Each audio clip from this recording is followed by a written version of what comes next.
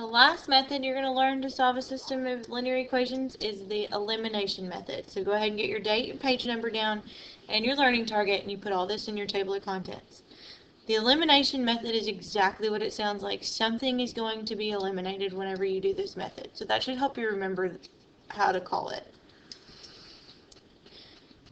So what you need to remember in the elimination method is that your x's need to be the equations are written in standard form, that ax plus by equals c. But basically the x's are lined up with x's, y's are lined up with y's, and constants are lined up with constants.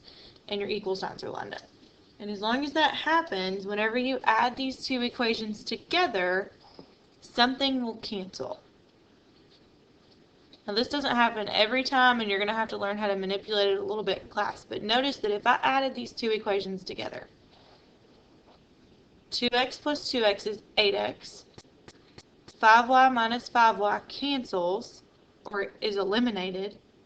And then 17 plus negative 9 is 8. If I went to solve the rest of this equation, I would just divide both sides by 8, and I end up with x equals 1. So that means the x value of my ordered pair where they cross is 1. Now I need to find my y value where they cross. Well, the good news is here, you could, just like in substitution method, you can choose either equation, the top or the bottom, plug in 1 for x, and solve for y. So I'm just going to choose the top. There's not really any reason that I chose the top. I just chose it. So whenever I use this top equation, I'm putting a 1 in for x, because that's what I found. I found that the x value is 1. Now I got to find the y value. So I get 2 plus 5y equals 17.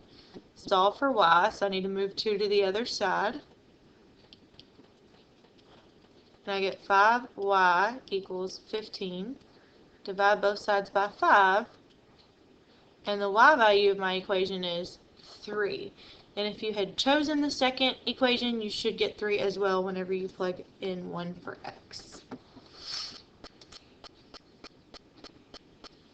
Let's do another example.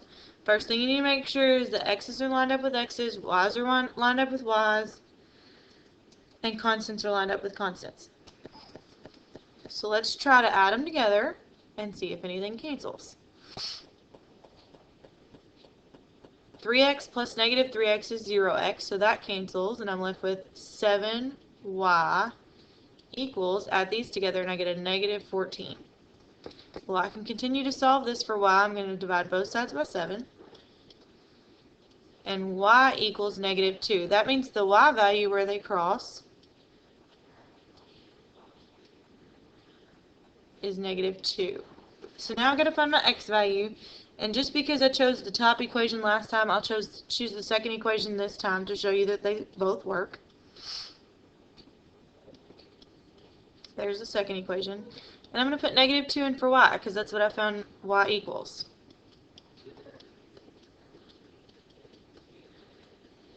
And now I'm going to solve.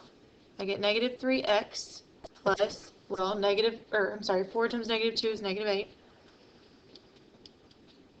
So I'm going to add 8 to both sides. And I get negative 3x equals 3. Divide both sides by negative 3. And x is equal to negative 1. So they cross at the ordered pair, negative 1, negative 2. And you'll find out tomorrow that not all of them cancel right away. However, there's some little things you can do to manipulate them to make that happen, so this method is not that bad.